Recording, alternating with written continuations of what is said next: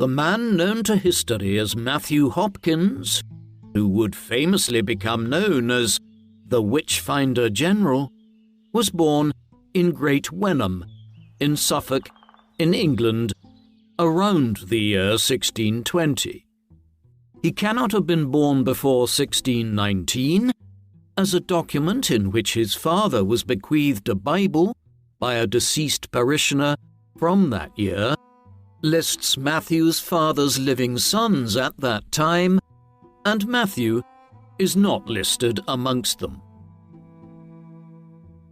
Matthew's father was James Hopkins. James served as the vicar of St. John's Church in Wenham.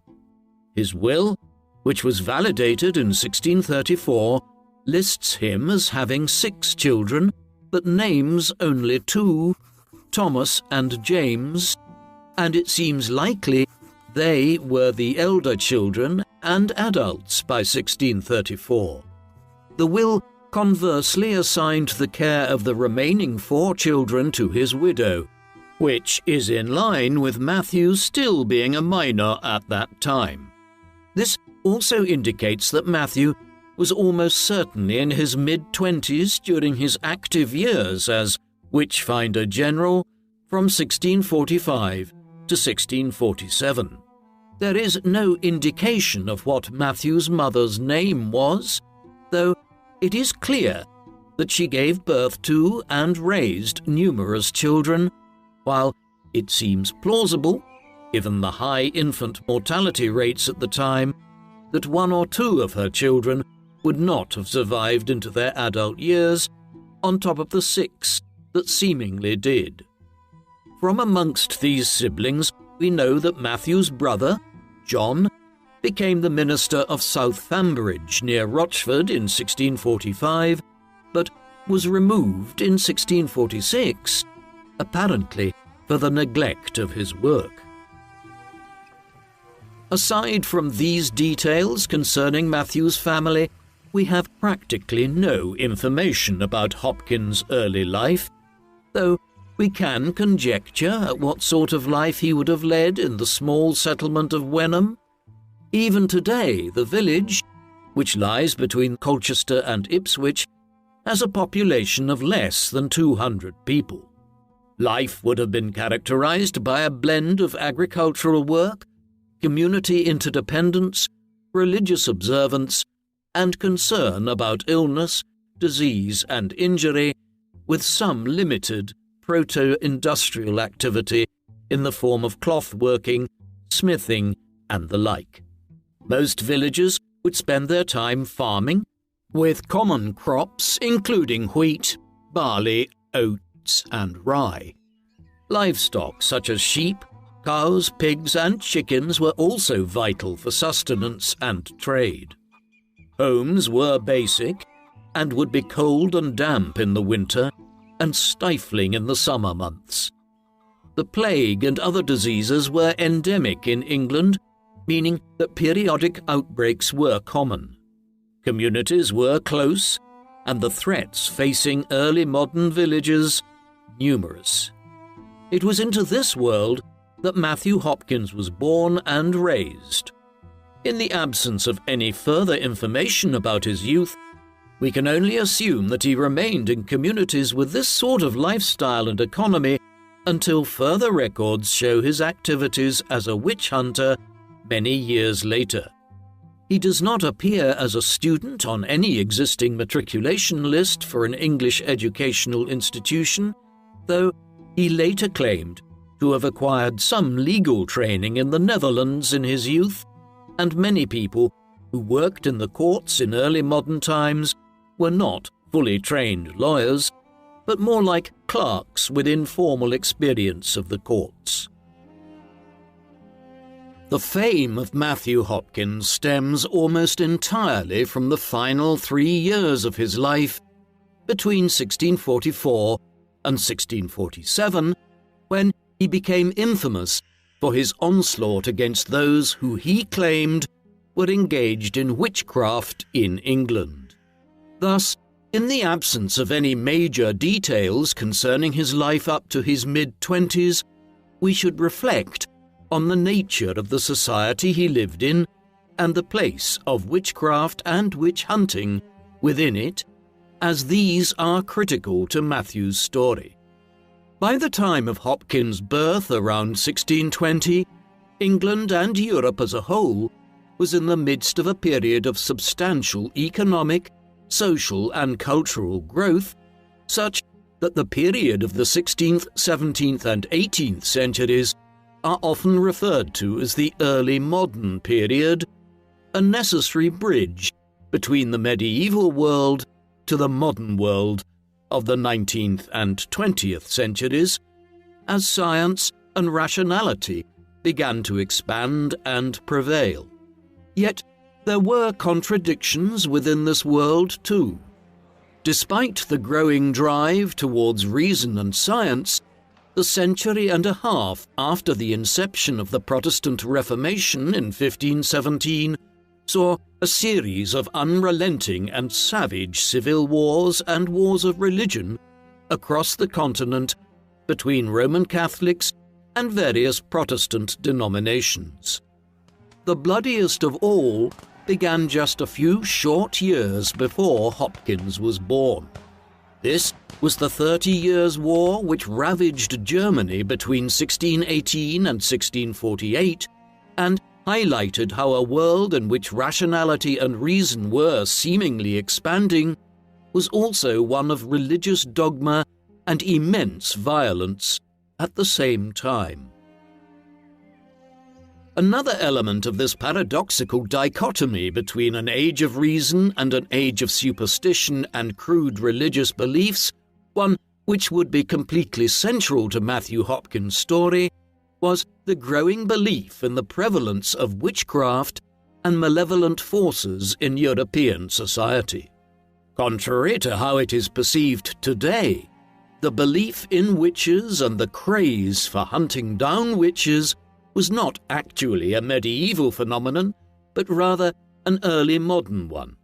In fact, several popes had issued papal bulls or directives between the 10th and 13th centuries decreeing that the belief in witches was not grounded in biblical theology, and that if communities suspected someone in their midst of being a witch, they should not jump to conclusions and instead refer the matter to their local priest or bishop.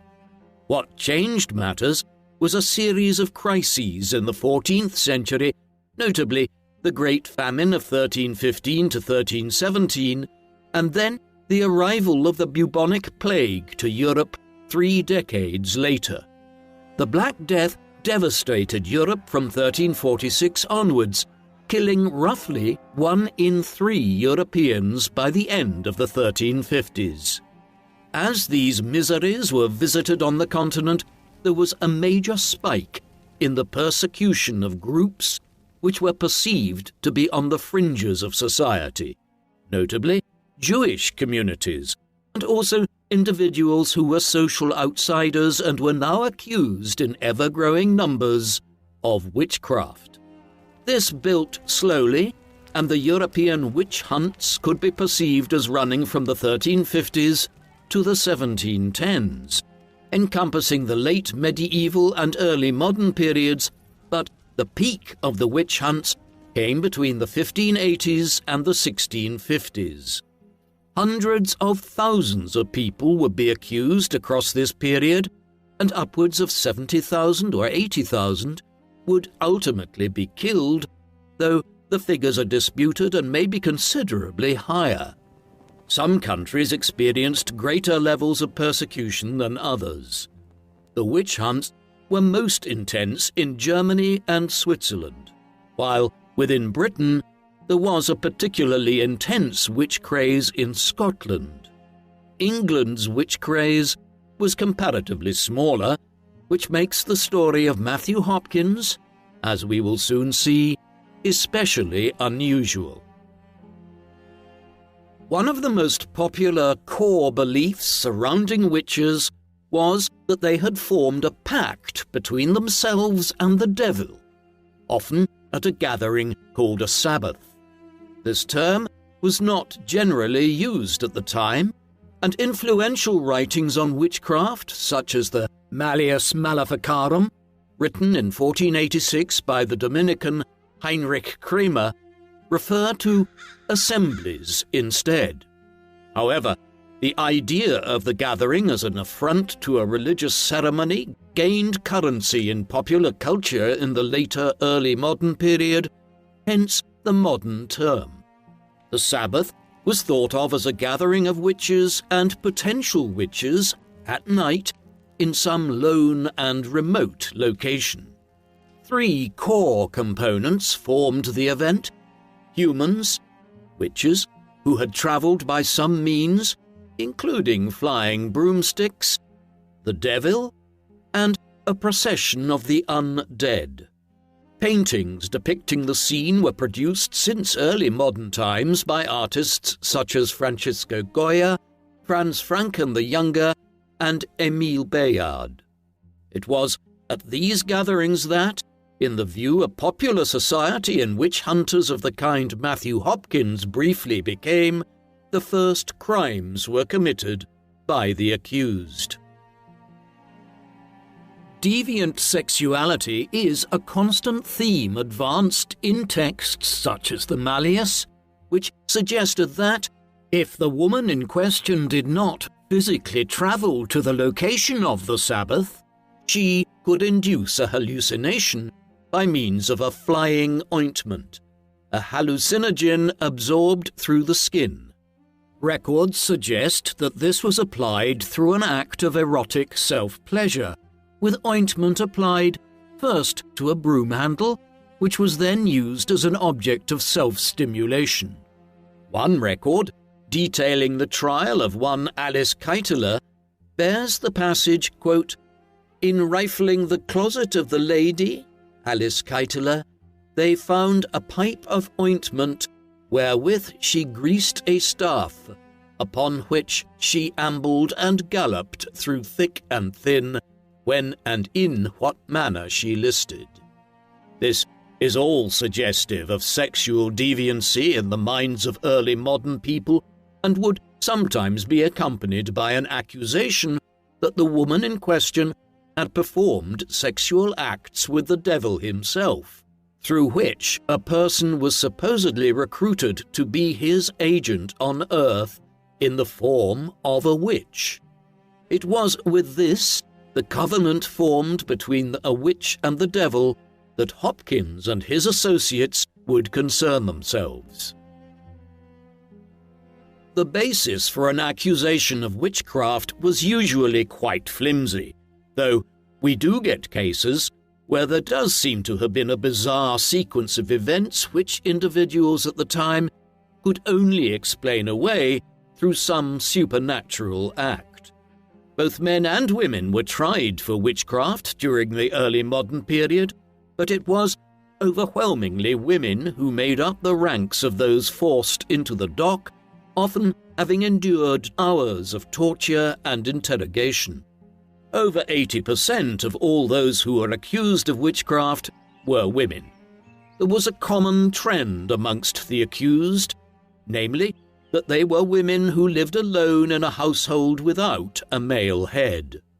This meant that widows who had not had children or suffered miscarriages or the death of their children in infancy, or spinsters who had never married, were the most common targets of witchcraft accusations. In such close-knit communities, such women often did not live in the same manner as other people. Left to fend for themselves, the roles in the community often assigned to women in nuclear households could not be performed by widows and spinsters living alone in this way. Similarly, many of the men who found themselves accused of witchcraft were often unmarried or were individuals who were considered to be eccentric or social outsiders. When an accusation came forth against such people from a suspicious third party, many of the accused had little recourse to funds and friends to help in their defense. Those who appeared before the court were some of the most vulnerable in a community, and they often stood accused of crimes it was almost impossible to defend themselves against. While the scale of the witch hunts in England was relatively limited, there were unique aspects to it which would influence the manner in which Matthew Hopkins carried out his work in the mid-1640s. For instance, witchcraft had been formally criminalised through the Witchcraft Act in one of the parliaments of King Henry VIII in 1542. The Act was repealed in 1547 following the accession of King Edward VI, but it was reintroduced in 1562, not long after Queen Elizabeth I came to the throne, and so witchcraft was punishable by death in England in the late 16th and 17th centuries. This meant that, unlike some other European countries, in England, witchcraft was considered a criminal rather than exclusively religious offence. Because of this, witches tried after this period were not burned alive, contrary to much popular belief, but hanged. Burning at the stake was a particularly nasty method of execution reserved in England for heretics, but as witches were tried in civil rather than ecclesiastical courts, they were legally regarded as criminals rather than heretics. In the late 16th century, laws were reformed to allow witches to be tried and sentenced to death in local courts.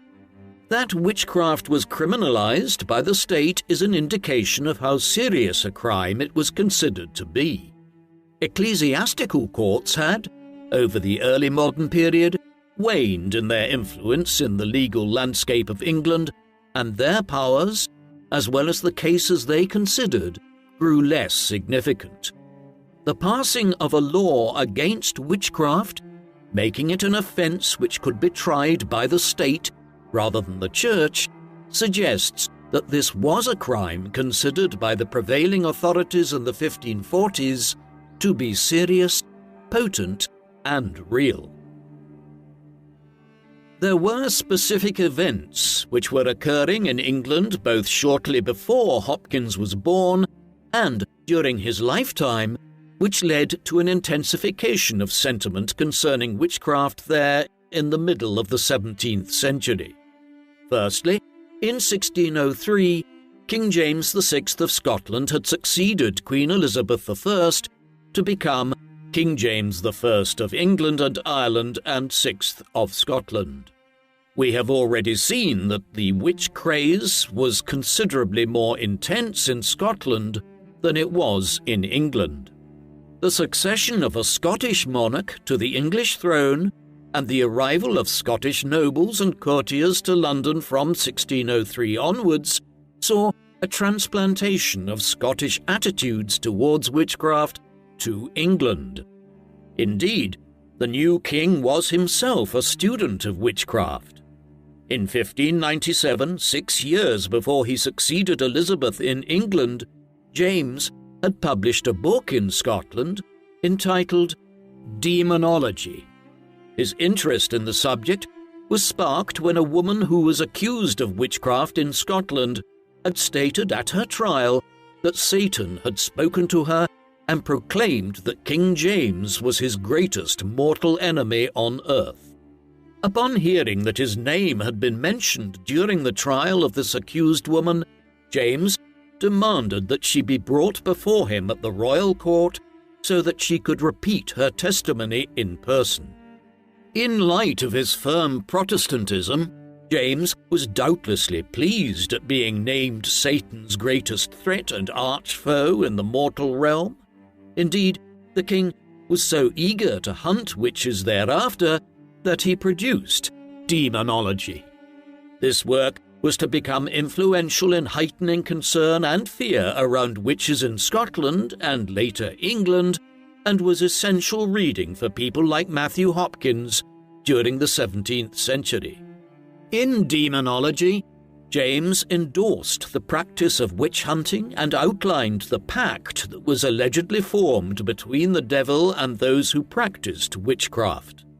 Witches, according to this idea, were men and women who had relinquished all Christianity in favor of forming an agreement with the devil so that, in return for supernatural powers, they would act as his servants on earth.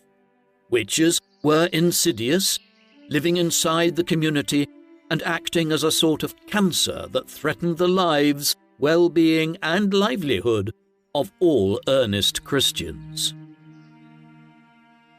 One final element of the political, social and religious background in which Hopkins lived and worked merits attention. By the late 1630s, there were growing tensions across the realms of King Charles I, the son and heir of King James, as to how Charles was governing England, Wales, Scotland and Ireland. In Scotland, the broad political and religious community was opposed to James's efforts to enforce Episcopalianism. The idea that bishops should be appointed to govern the Scottish Kirk, or church, in the country, where Presbyterianism, a decentralized form of Protestantism in which presbyters, or community elders, governed the church in each locality. This eventually spilled over into a war between the Crown and Charles's Scottish subjects in the later 1630s and early 1640s.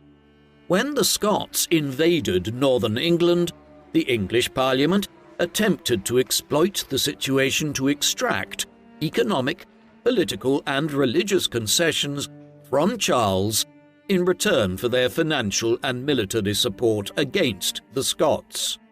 This would eventually boil over into civil war in England in 1642. By then, Charles I's Irish subjects had also rebelled and had taken control of vast swathes of the country. These wars would rage on through the 1640s and into the early 1650s, eventually leading to the trial and execution of King Charles in 1649 and the creation of an English Republic, or Commonwealth.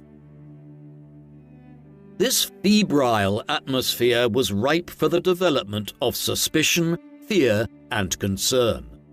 The English civil wars were, proportionately, one of the deadliest conflicts ever witnessed by the English. It is estimated that 4% of the total population died as a result of the conflict and its effects. Every family, every village, and every town was affected and blighted by the wars, which manifested not only in death on the battlefield, but by the division of counties, communities, and the devastation of the population by famine, the enforced billeting of soldiers on communities, and the collapse of vast swathes of local and national trade. Coupled with this was an environment in which malaria, the plague, and other deadly diseases were endemic, killing thousands every year in agonizing circumstances and without remedy.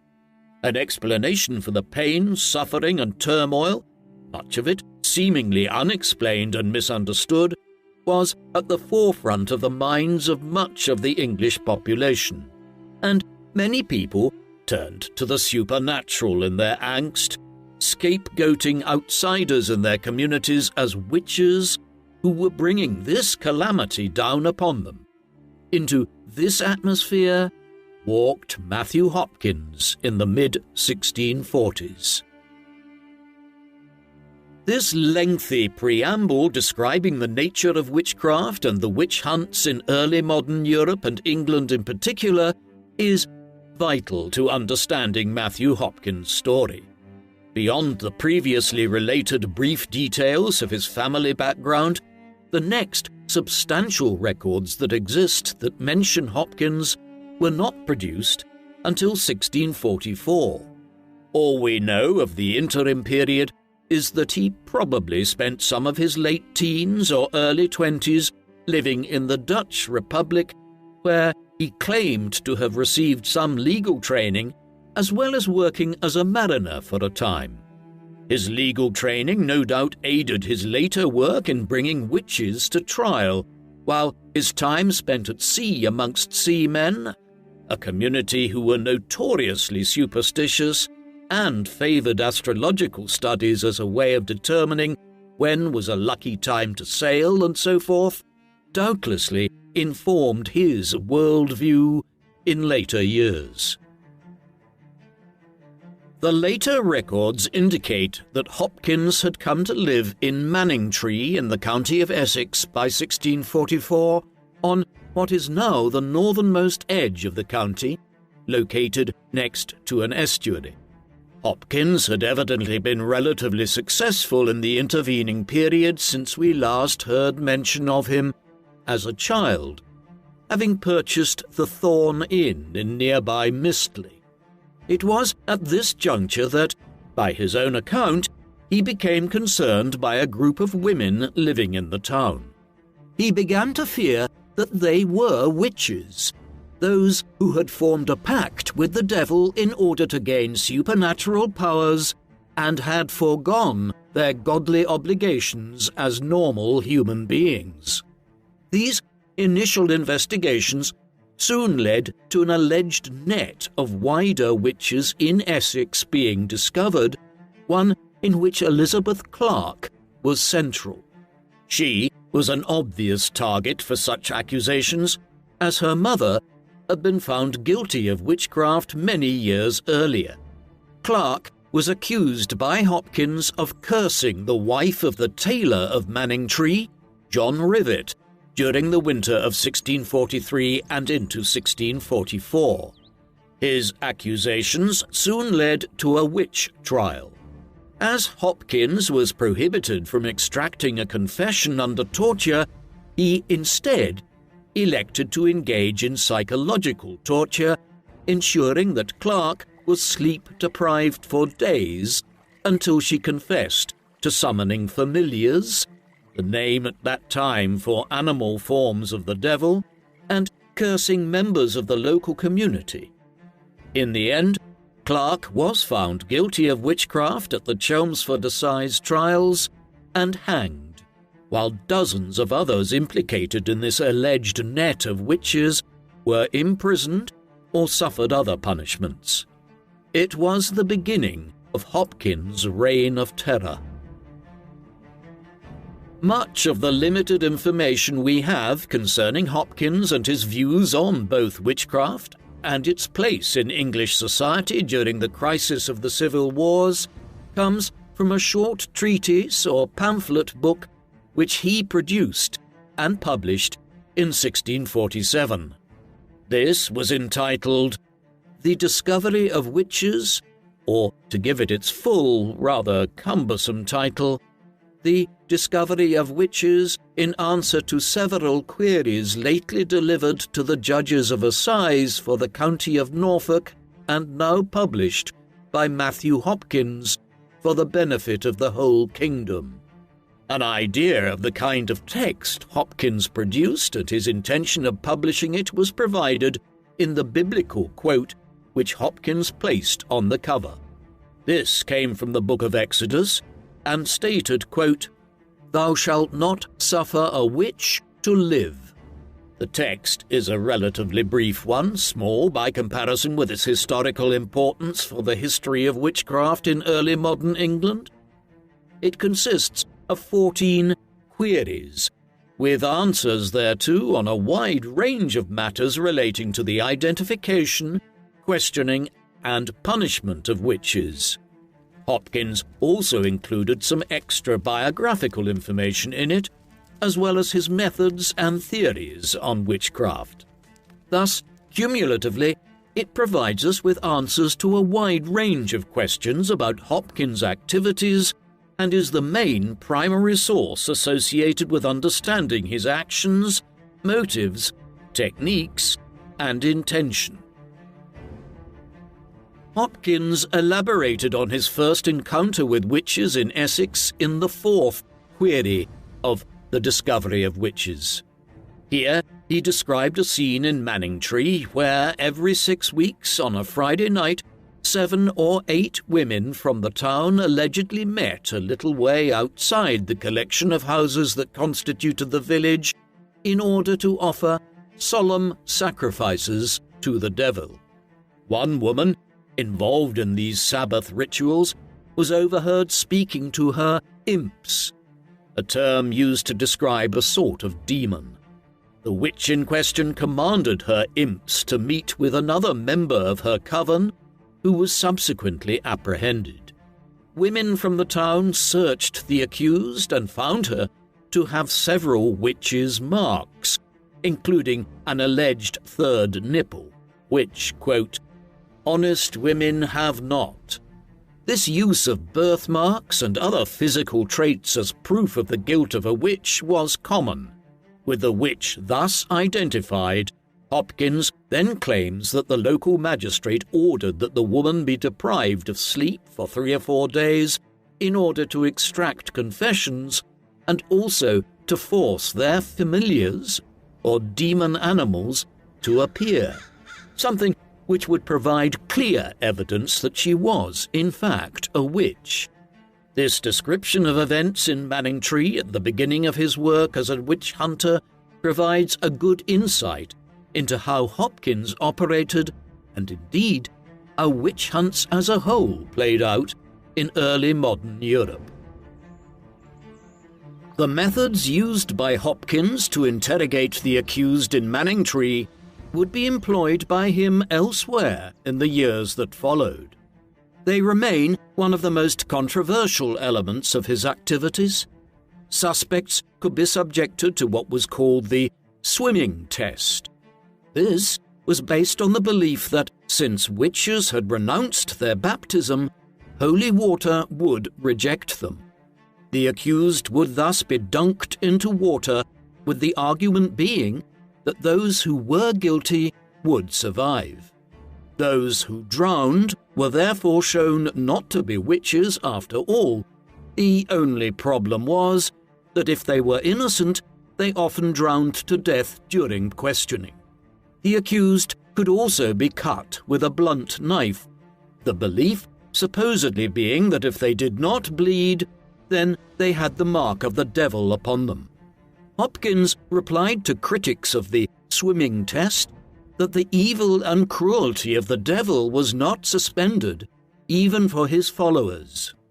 The devil would promise his witches that the swimming test would not kill them, that they would be safe when ducked underwater and survive. This was yet another example of his treacheries. The devil did not step in to protect the witches, and they drowned. To Hopkins, even those who drowned could be witches who had fallen foul of the devil's deceit. Another way to extract specific confessions was, as we have seen in the Manningtree instance, through sleep deprivation. The accused would be kept awake by Hopkins for days on end, leading them to enter a mental state where the line between reality and hallucination was blurred. The women subjected to this practice would become so exhausted that they would believe that dreams were in fact true and often formed the basis of many confessions. This latter point was particularly valuable for Hopkins and his associates. Although the popular perception today is of witches simply being lynched without due process by local communities, in reality, those who were accused of witchcraft had the right to a trial and due process. Legally, to find a person guilty of witchcraft, a confession had to be extracted from the accused person themselves. Thus, Hopkins was operating in the mid-1640s as Witchfinder General within a legal framework. But, in reality, the confessions he acquired were generally obtained under torture, which is not a reliable method of extracting accurate confessions.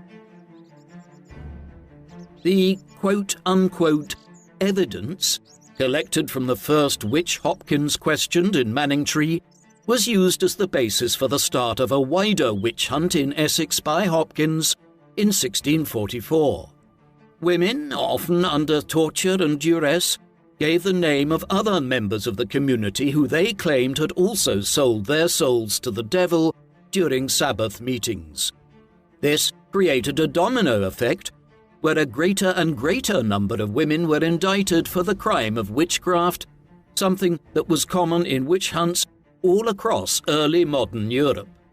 Eventually, as these investigations expanded outwards, dozens of people were arrested, questioned, and scheduled for trial. Such were the harsh methods employed by Hopkins that before the case even came to trial in the town of Chelmsford in the summer of 1645, 4 were already dead. 25 were sent to trial, and eventually over half of these were found guilty and hanged. In the Discovery of Witches, Hopkins concluded the segment discussing this initial hunt in Essex by suggesting that the devil was sent in the form of a bear to kill him for his actions in hunting down these witches in his local community, and that this experience inspired him to become a professional witch hunter.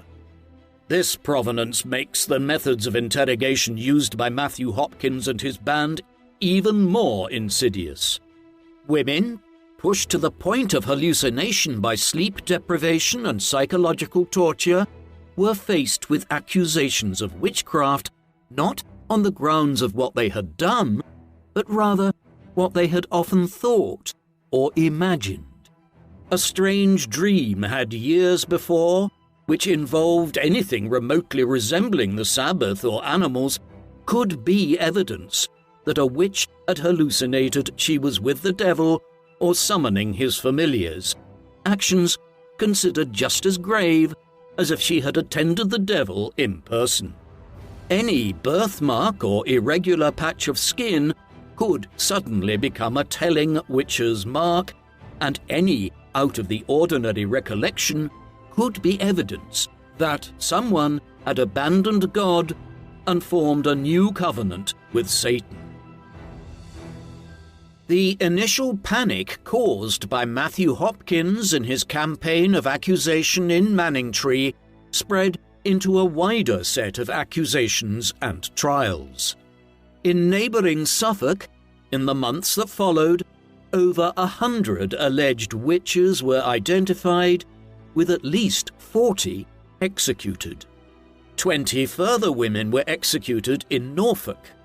From 1644, the year of Hopkins' first recorded accusation of witchcraft, it appears that he claimed to have an official appointment from Parliament as the Witchfinder General, tasked with hunting down those who had sold their souls to the devil. There is no official record of this appointment, and it is more than likely that Hopkins simply claimed this mantle without any appointment at all.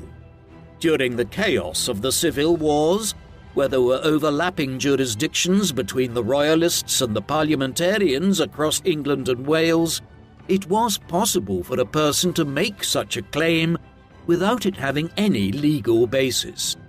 It is notable in this regard that there was no official post of Witchfinder General under normal circumstances in early modern England until Hopkins seemingly invented it in 1645. Hopkins was a religious man, but his motives for pursuing witches, as we will see, are still debated. At any rate, his appetite for the chase could not be confined to Essex, and he started to travel to different parishes around East Anglia, searching for people who could be accused of witchcraft. He soon became infamous for his activities. His rigorous and often brutal methods of interrogation and trial were notable even in the 17th century. Hopkins formed an association with another witch-hunting enthusiast, John Sterne, a fellow resident of Manningtree, whom Hopkins appointed as his assistant during the hunts there in 1644 and 1645, and a group of women known as searchers, who examined the accused for witch marks. Hopkins and his band would soon travel from town to town, offering his services as a supposedly professional investigator who could demonstrate whether an accused person was, in fact, a witch. Though he later claimed that he was generally called to come to a community to investigate suspicious events there, in reality, Hopkins and his followers often came uninvited and then stoked concern about social outcasts and eccentrics in their midst. We gain an insight into how Hopkins' mind worked, and indeed how most people treated charges of witchcraft in early modern times, from a response he gave to a question on his methods. This related to the use of skin blemishes and moles to identify people as being marked through their association with the devil.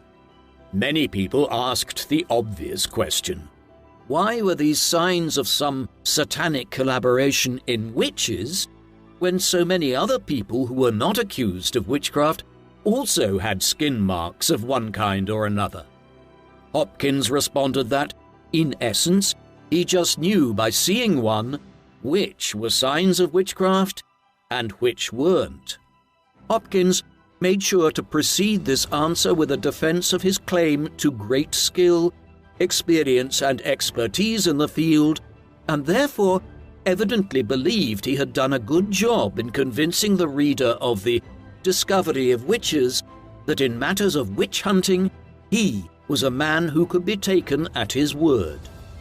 Despite this brief diversion to ask the reader just to trust him, he then answers in a different prose that one could identify a witch's mark in 3 ways. The mark would be in a strange place on the body, it would be numb to pain, and it would sometimes be surrounded by dry or irritated skin, a result of where imps had tried to remove the mark before it could be uncovered by Hopkins and his associates. From their initial work in Manningtree in Essex, Hopkins and his band travelled further afield, offering their investigative services to people living in nearby towns and villages. The extent to which people actively sought out Matthew Hopkins to help them with their concerns is unclear. It seems to be the case that, in many instances, Hopkins and his group muscled into ongoing dramas in local communities and then introduced the idea that the source of a problem could be witchcraft. News of this Witchfinder general spread through the land, and soon Hopkins, accompanied by his ever-present associate John Stern, visited towns and villages in Suffolk, Norfolk, Essex, Cambridgeshire and Huntingdonshire between 1645 and 1647, with a couple of cases being investigated in places as far away as Northamptonshire and Bedfordshire. During the Civil War, these regions came under the control of parliamentarian forces and were organised into an administrative district known as the Eastern Association, which represented those areas which largely bankrolled the parliamentary army. Indeed, the importance of the Eastern Association as a source of tax revenue was shown when the authorities in Ipswich introduced a special local tax rate on witch hunting. Such was the scale of the income that Hopkins was able to garner. It appears that Hopkins and Stern charged the towns they entered a flat rate for their services, which they claimed was to maintain their company along with 3 horses. The total charge mentioned by Hopkins per town was 20 shillings or £1 sterling, which is equivalent to thousands of pounds today. However, town records suggest that Hopkins was not entirely accurate in his claim to only charge towns £1 for his services. Records from the Suffolk town of Stowmarket, for instance, show that the town was charged £23, though what the extraordinary circumstances for such a charge might have been are unclear. As Hopkins, Stern and their other sometime employees moved from region to region, they adduced numerous different reasons for why their victims were engaged in witchcraft. In the 13th query of the Discovery of Witches, Hopkins outlines the sort of relationship which he believed witches had with the devil and the sort of powers that they gained from him once they had submitted themselves to his covenant. There is an attempt at a religious argument, with Hopkins suggesting that God suffered the devil to perform such evil in the world, allowing him to enter as an impostor through the agency of human beings, which in early modern times were witches. The deal made between the devil and his followers was, according to Hopkins, formal, following the same pattern and nature each and every time it was constituted. The devil would, at a Sabbath, held in some distant and remote place, maybe a moor or a heath, address the hopefuls who had gathered there and ask, quote, "What will you have me do for you, my dear and nearest children, covenanted and compacted with me in my hellish league, and sealed with your blood, my delicate firebrand darlings?" To this, the witches would answer that they wanted protection and security in return from Satan if they were to submit to him. First, the witch would be granted protection from discovery, to which the devil agreed to murder anyone who posed a threat or could raise the alarm. He would also ensure that no one stood in the way of the ambitions of the witch in question, allowing them a free path to whatever end they desired without interference from others. The key part of the contract was that Satan would act through the witch to effect these killings, whether through disease or murder, as a physical act. The devil would not work remotely, but would provide the witch with the knowledge and the power they needed to eliminate these threats, whereby she could be the instrument of murder herself. Any misfortune, famine, illness, the death of infants or accidents could all be taken as Satan acting through one who had formed a covenant with him to benefit their own ends. The agreement reached, the witch would then submit to Satan and all of his laws, mischief, and evil intention. This belief and claim that the person who had become a witch had done so by entering into a formal, almost legal contract with the devil in the full knowledge of his ambitions, intentions, and immorality, in return for power and favor with him, was central to the case which was to be made against them in court. Hopkins also argued in his writings that the supernatural influence in any malign event could be detected instantly by a judge or magistrate, pointing to the greater crime being committed, that the person had formed an agreement with Satan to undertake the earthly crime of which they had also been indicted. Hopkins' methods were controversial even in his own time. As he began to range around England in 1646, the clergyman John Gall preached against Hopkins from his pulpit in Great Staughton, Cambridgeshire. Gall also wrote a pamphlet entitled Select Cases of Conscience Touching Witches and Witchcraft, which directly addressed the methods used by Hopkins and Stern. He argued that the swimming test used by Hopkins was ridiculous, and that, more broadly, a greater evidential basis was needed before a charge of witchcraft could be substantiated and a serious punishment administered. The sort of evidence collected by Hopkins, under duress, and often after a bout of torture, was not considered by Gall to constitute sufficient evidence of witchcraft. This was not to say that Gall denied the existence or the malign influence of witchcraft. However, he decried the methods used by Hopkins and the sort of hype he generated to warrant his high fees.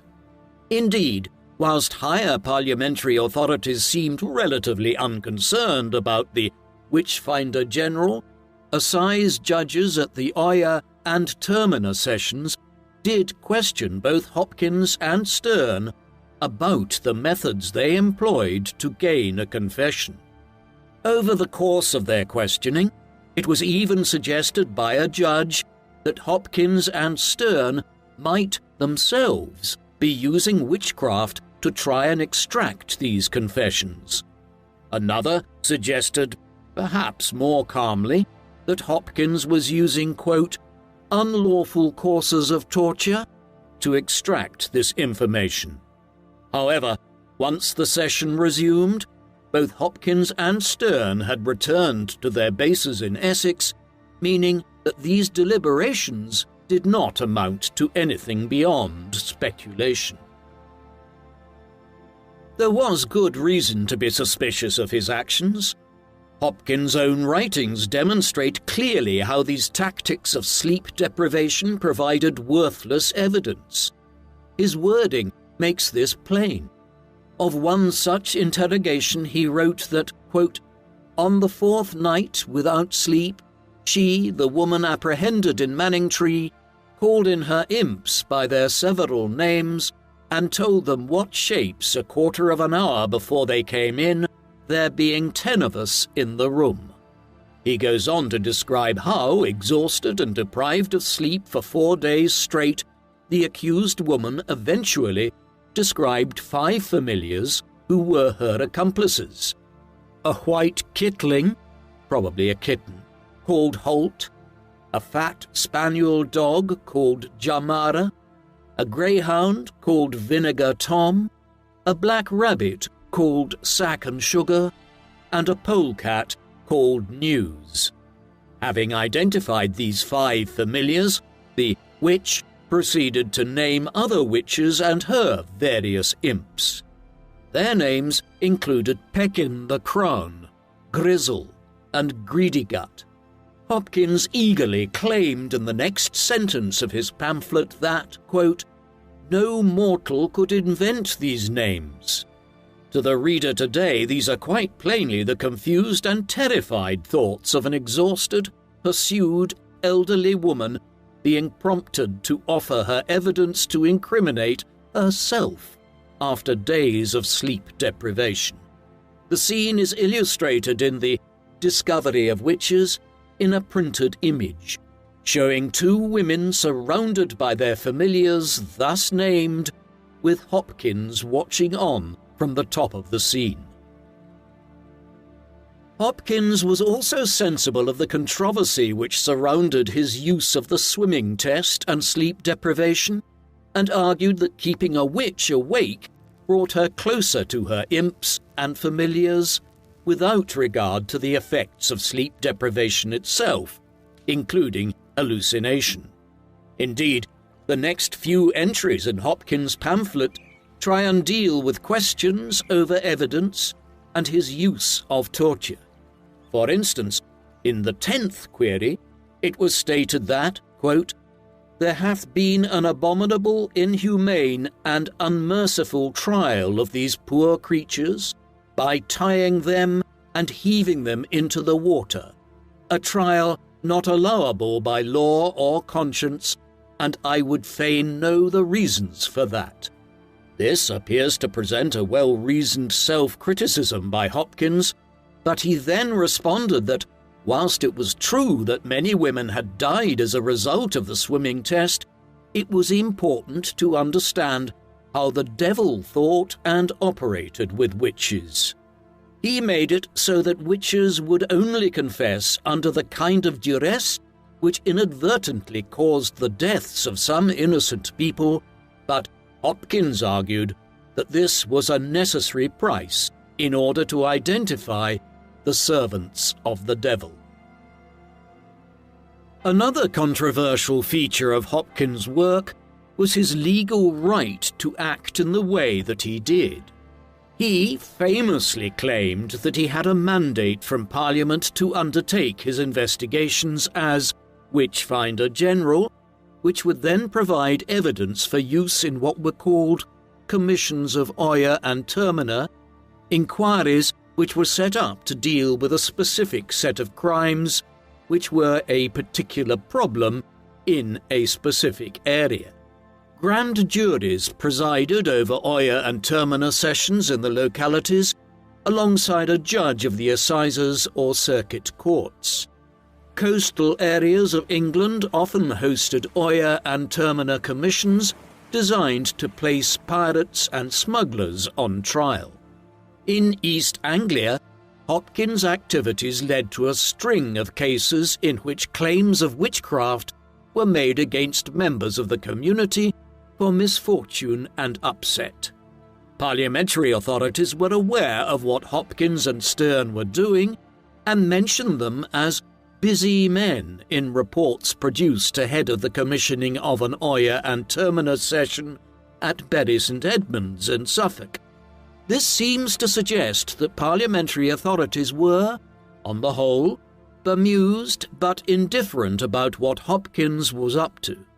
There were simply bigger fish for them to fry in relation to the wider civil war and the administration of the Eastern Association.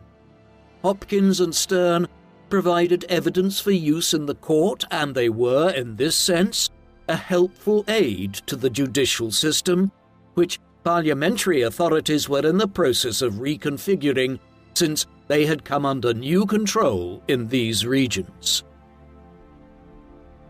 The often secretive activities of Hopkins, Sterne, and his female aides means that few records exist which demonstrate Hopkins' specific role in the many trials in which he was involved in East Anglia and other parts of England between 1645 and 1647. Court records, and particularly those made at oyer and terminer sessions, are incredibly brief. Many simply recall the sentence that was ultimately passed without reference to the specific evidence that was provided, while local records of this kind were kept in a particularly haphazard fashion during the civil wars of the 1640s, with others destroyed as a result of the unrest. All of this makes Hopkins a strange character for the historian to examine. There are no formal records which directly report his birth, and no records which show what he did prior to his emergence on the historical record in 1644, or how he lived. The only records we have of Hopkins relate to the final few years of his life, during which time he operated at the very centre of the largest and most intense witch hunt England had ever seen. Between 1645 and 1647, over 250 accusations of witchcraft were made in the region of East Anglia, leading to the death of possibly well over 100 people. It has been estimated from court records that the evidence collected by Hopkins, through his methods of torture and examination, was used in the trial of over 300 people, overwhelmingly women. This raises questions as to whether or not he had ulterior motives. Why Hopkins decided to embark on his career as a witch hunter remains unclear. The only record directly produced by Hopkins was the Discovery of Witches, which in itself is a short text and not an autobiographical one. Clearly, Hopkins was a religious man, and one living in a region of England which was a hotbed of Puritanism, the purest Protestant faith espoused by the parliamentarians in the civil wars. These religious quarrels of the 1640s would have spurred people in the communities Hopkins was visiting to be especially guarded about witchcraft at the time, although it does not, by itself, provide an adequate motive to spark the most intense witch hunt ever seen in England. More than likely, Hopkins was simply a businessman who identified a lucrative and largely unexploited niche in the market. Conditions for a witchfinder were perfect. Fear, suspicion, and tension were at an all-time high during the unrest of the 1640s. Religious sensibilities had been shaken and threatened, and the sort of women pursued by Hopkins and his band had little recourse to defend themselves, occupying a space in society which meant they would receive little love or support from their neighbours. Donning an official-looking outfit, claiming to have a government mandate as Witchfinder General, and playing on the innate fears which lay in the hearts and minds of many in East Anglia, Hopkins posed as a competent, trustworthy figure with the promise to ferret out any collaborators with the devil. During a time of such upheaval, communities were glad to pay for what he was selling. Hopkins closed his 1647 pamphlet by tackling accusations that he was some sort of con man who charged extortionate prices from his customers as a way of sustaining the cost of travelling for him and his associates.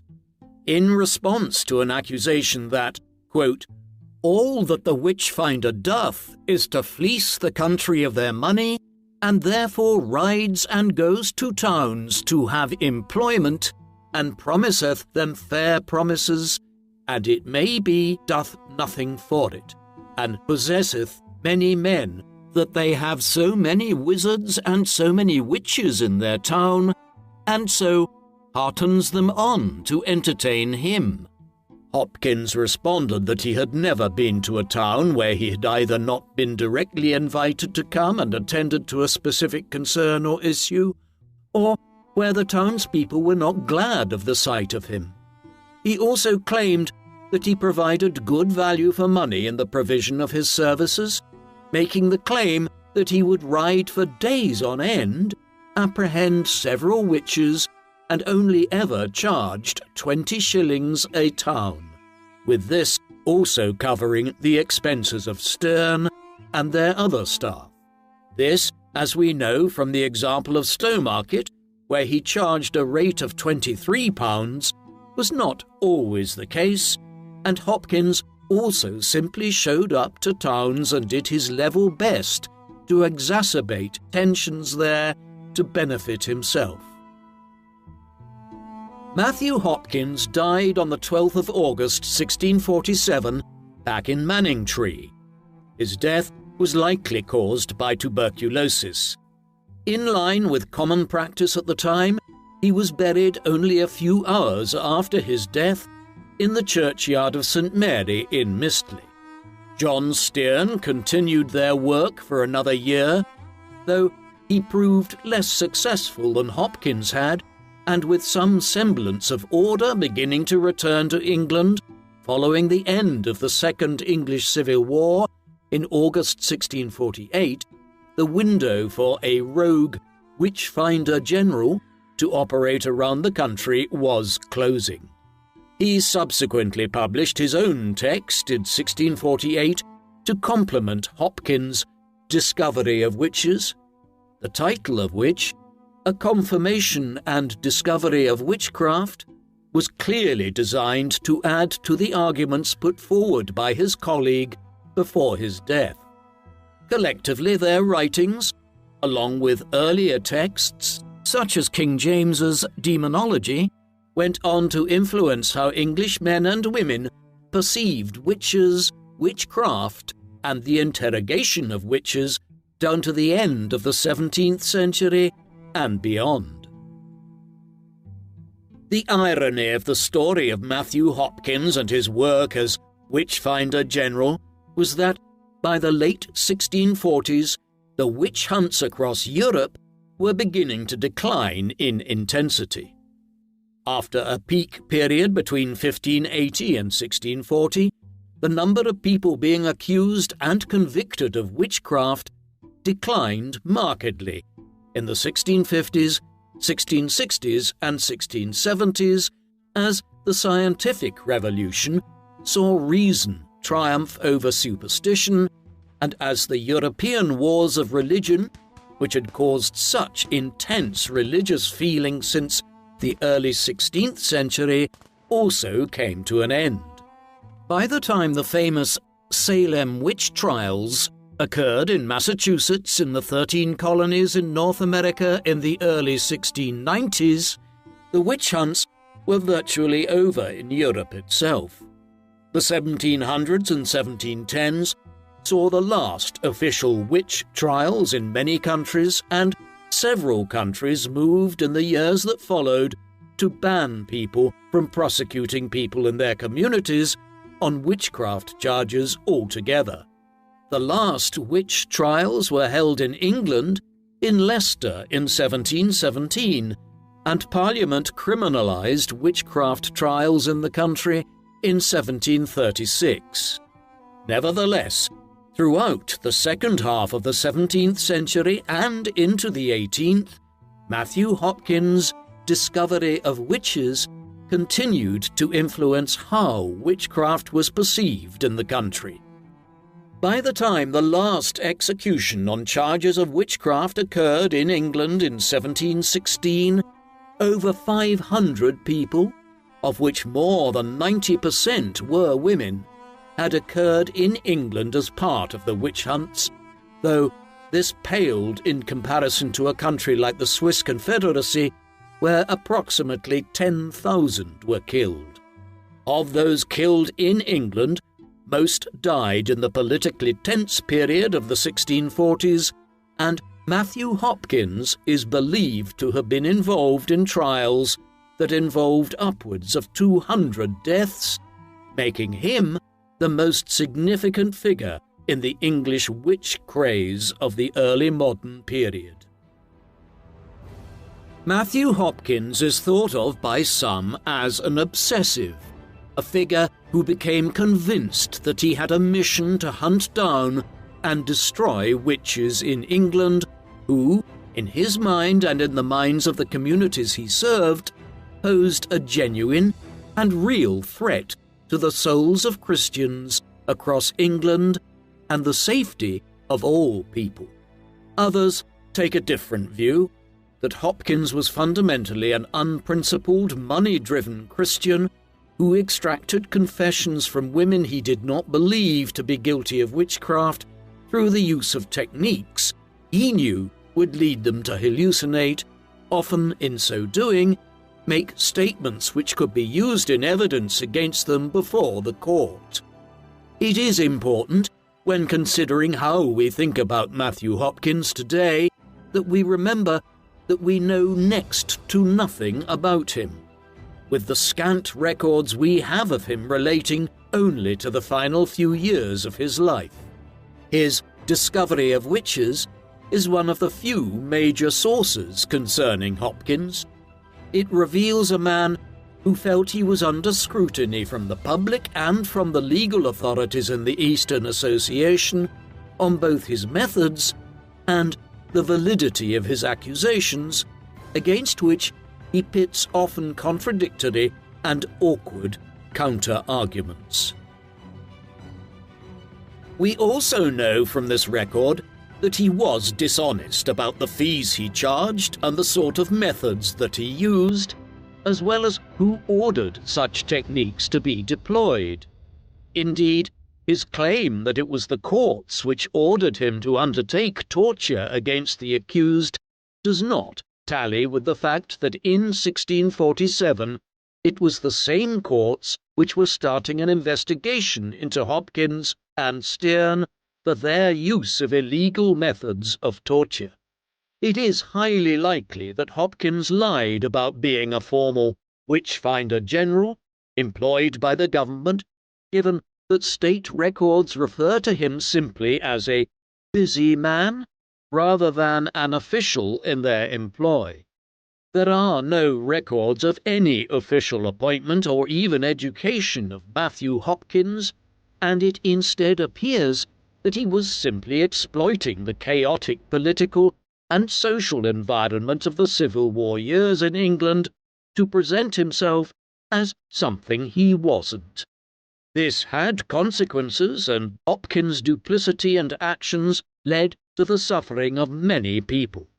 Between 1644 and 1647, hundreds of people suffered at his hands, and many died as a result of the false indictments against them that Hopkins made possible. This was an accusation which overwhelmingly affected the poorest, most isolated, and most vulnerable in a community, and regardless of whether or not Matthew Hopkins embarked on his campaign believing that it was a divine mission, or simply a way to make easy money, the pain and suffering inflicted on his victims were very considerable. What do you think of Matthew Hopkins? Was his zeal driven by genuine belief, or a desire to get rich quick? What do you think really lay behind the witch craze in early modern Europe? Please let us know in the comment section. And in the meantime, thank you very much for watching.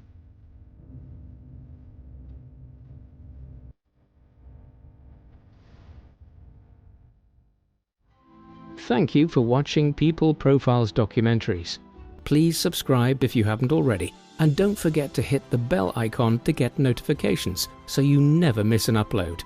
If you would like to watch our videos with no adverts of any kind, listen to audio podcast versions of our videos, discuss history with other People Profiles fans, and much, much more, go to peopleprofiles.com and become a member for as little as $2 per month. Members can also receive discounted merchandise, behind-the-scenes material, and a credit in our videos, along with much more. So, please support us in our work in return for exclusive offers at peopleprofiles.com via the link in the video description. Thank you very much for watching.